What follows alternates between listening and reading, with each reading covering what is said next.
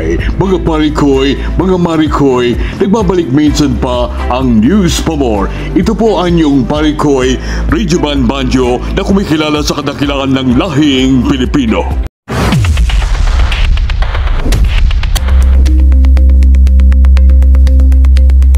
Sa issue ng paghuli kay dating Pangulong Duterte, nagkaroon ng press briefing sa Malacanang sa pangunguna ni Palace Press Officer Attorney Claire Castro, ganoon din sa Senado, press conference mula kay Senate President Chis Escudero. Handa na po tayong sumagot sa inyong mga katanungan. The spread of misinformation became rampant, and no less than the First Lady has been a victim of fake news.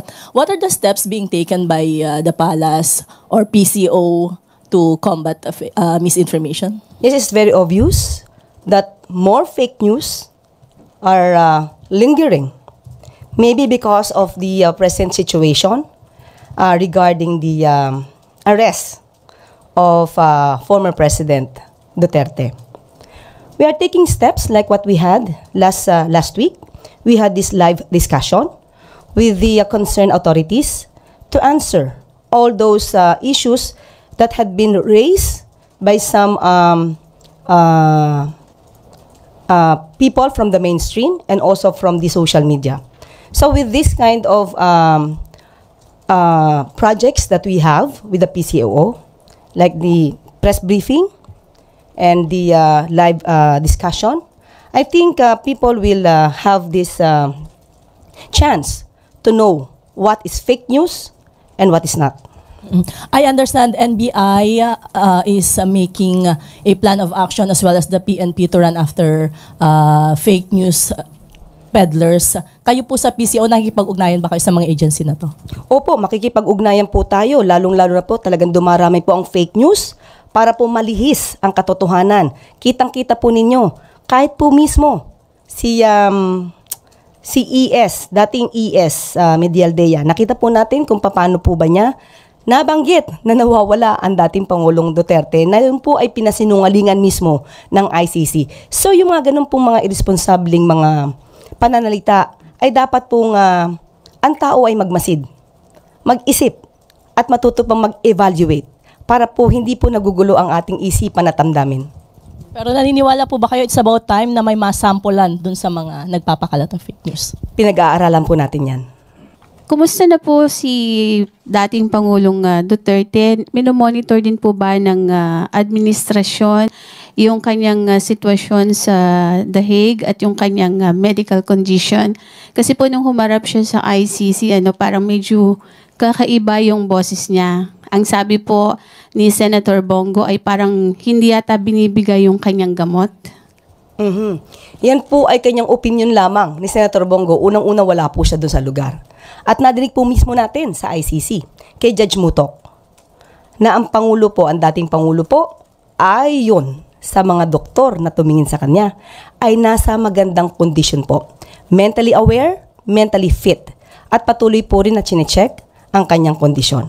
So kung meron po mga ganitong klaseng mga haka-haka muli, katulad ng sinabi ni Senator ni Senator Bongo, dapat siguro ay kanya munang alamin. Alamin ang katotohanan dito bago po magbigay ng baka hindi nabibigay ang kanya mga gamot. Tandaan po natin, ang ICC po, may mga doktor po sila naka-assign dyan. Ngayon, kung araw-araw po natin i-monitor, uli sasabihin natin, wala po kasing jurisdiction na ang Pilipinas kasi po ang dating Pangulong Duterte ay nasa kustodiya na po ng ICC. So sila na po talaga ang magbibigay ng maagarang pag-check up or mag-undergo po ang Pangulong Duterte sa check up po na ibibigay po ng ICC. Pero kung mayroon pong hihilingin, of course, ang dating Pangulong Duterte, maliban po sa kanya, kahit po yung mga victims ng EJK, sila rin po ay bibigyan po ng kaukulang tulong kung kakayanin po ito. At kung ito naman po ay hindi po palalabag ng anumang batas natin. Speaking of EJK po, nabanggit po ninyo, may mga lumalabas din po sa social media na ginagamit yung mga pictures ng mga namatay na sinasabing biktima ng EJK, hindi naman po pala biktima ng EJK kagaya nung kay Aling Sheila na lumabas po sa SOCMED. Ang anak niya ay namatay under this administration kay Pangulong Marcos. Yun pong kay yung sa isang doktor, yung father niya, sabi po EJK, hindi naman po pala EJK. Ano po ng government dito kung inaano din po natin itong mga fake news na ito? Opo. Pwede po ba din nating aksyonan yung mga ganong na sinasama po sila dun sa kaso against former President Duterte, pero in fact hindi naman po pala totoo yung mga yon. Siguro sa dami-dami po ng fake news na lumalabas ngayon, makakatulong po ang media. Lalo na po ang mainstream media. Tayo na po ang magsabi kung alam niyo po na peke ito. Kayo na po mag-fact check. Kayo din po ay pinaniniwalaan dahil may kredibilidad din po kayo. So kung ano po yung lumalabas na fake news, magtulungan po tayo para sa bayan po ito. Dapat din po nating ipaalam sa taong bayan na lahat ng lumalabas ng mga fake news na ganyan ay dapat na maputol. So hindi lamang po para si EJK, pati po yung mga fake news na lumalabas pabor kay dating Pangulong Duterte, sana po ay bigyan din po ng pansin ng media. At sana po din po, sa tulong din po ng mainstream media at ng social media, maipakita din po natin kung ano po talaga yung kalagayan ng mga biktima, ng pamilya ng mga biktima ng EJK.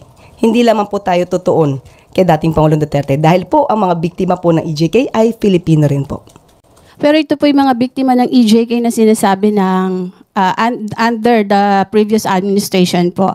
Binanggit po ni Let Narciso kanina kung may masasampulan na ba. Ito po ay identified na talagang kinumpirma ng mga kapitbahay. At least kilala na kung sino po yung tukoy na yung nag-aano ng fake news. Using pa nga po yung kaso ng EJK. Hindi ba tayo gagawa ng aksyon ng gobyerno or ang PCO since kayo po ay very active sa paglaban sa fake news? Siguro po uunahin natin mismo yung mga unang nagsalita ng fake news. So uunahin pa ba natin si former ES Medialdea? Kaya sabi ko po kanina ay pag-aaralan po muna. Is Malacanang or hindi po ba concern ng Malacanang with what's happening in Davao considering the huge support that Davao is giving to the former president? Ang mga taga Davao po ay Pilipino rin.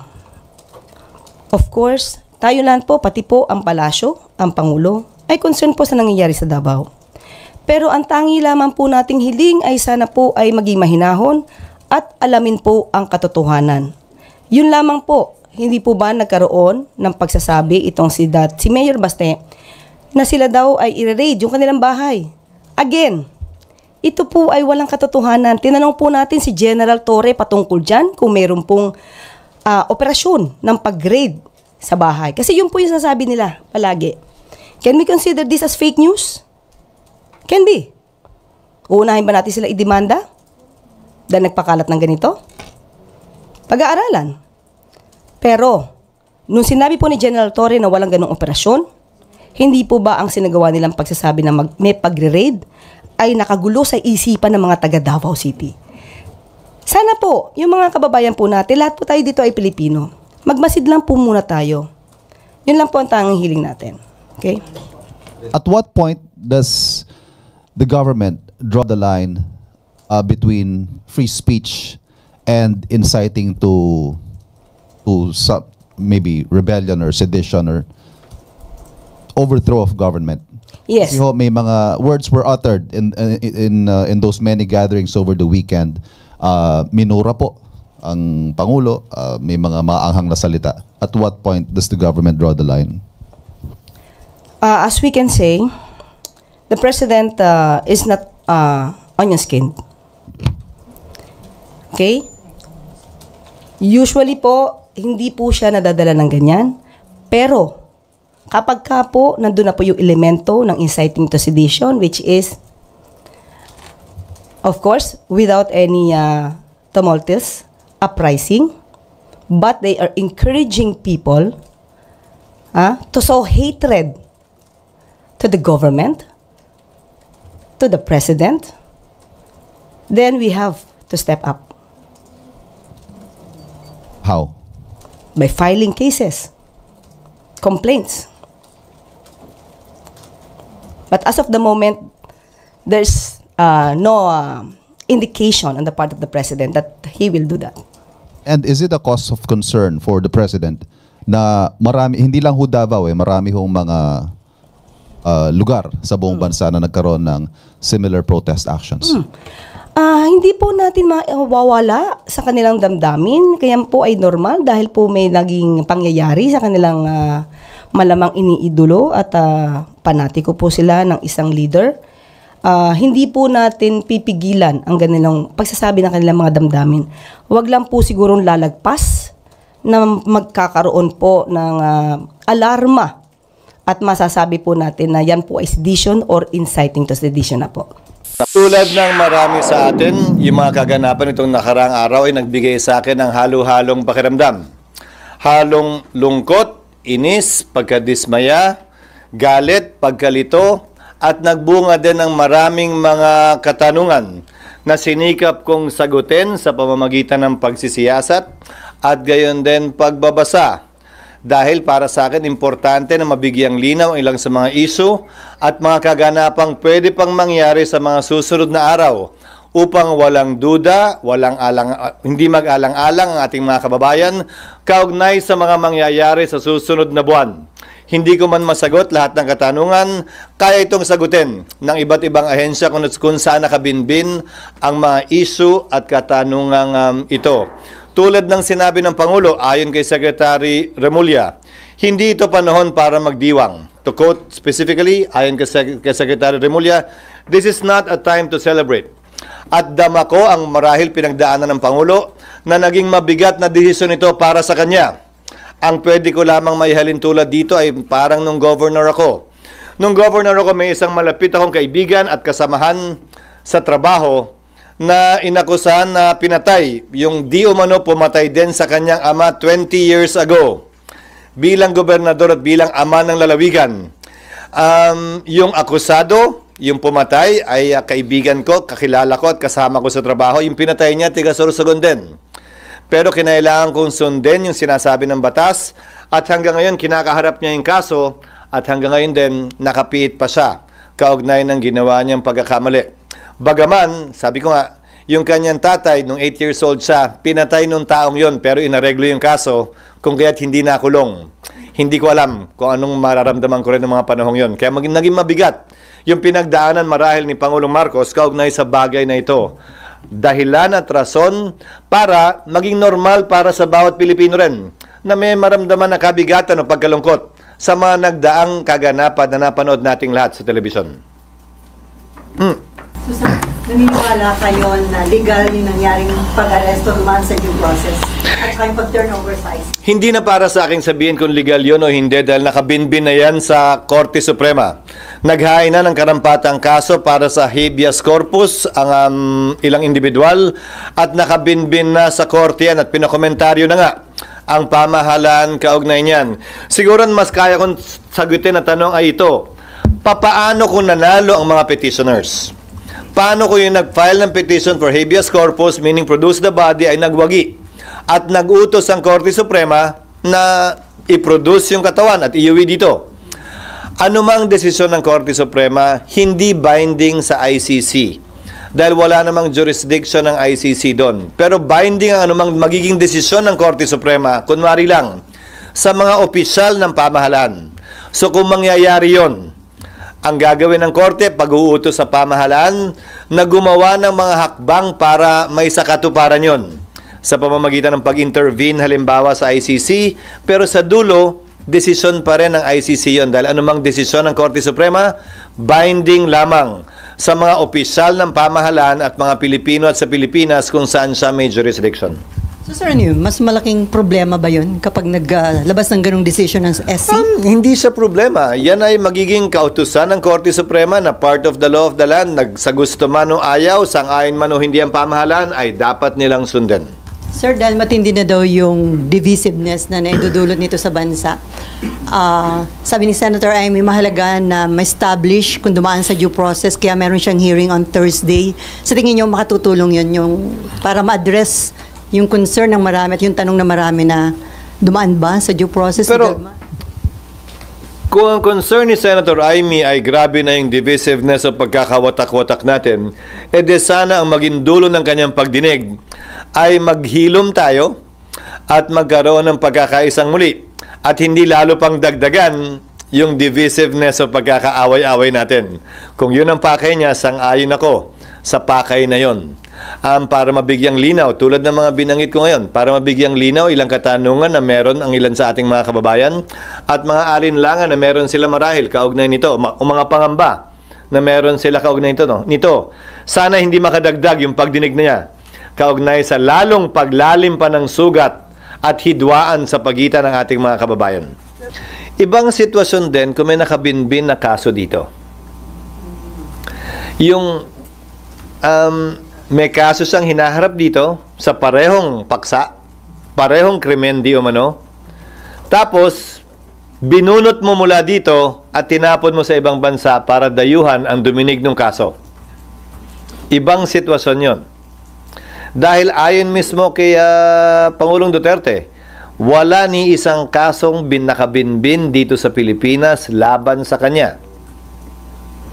Iisang korte lamang ang kumuha ng jurisdiction sa kanya para dito sa mga di umanong krimen na ginawa niya nung Pangulo siya.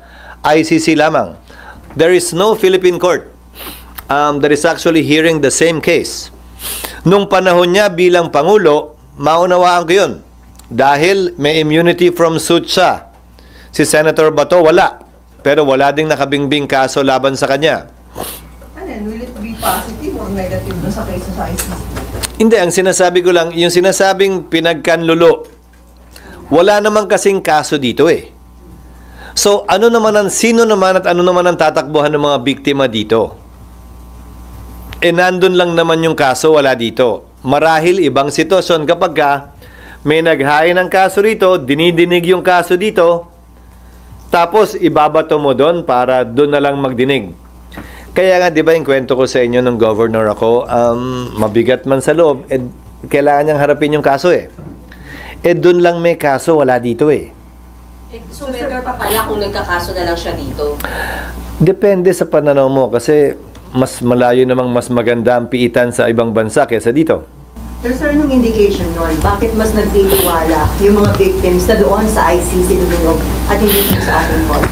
Hindi mo pwedeng sabihing may tiwala lamang sila doon at walang tiwala dito. Maraming factors yan. Mas maganda sila tanungin mo.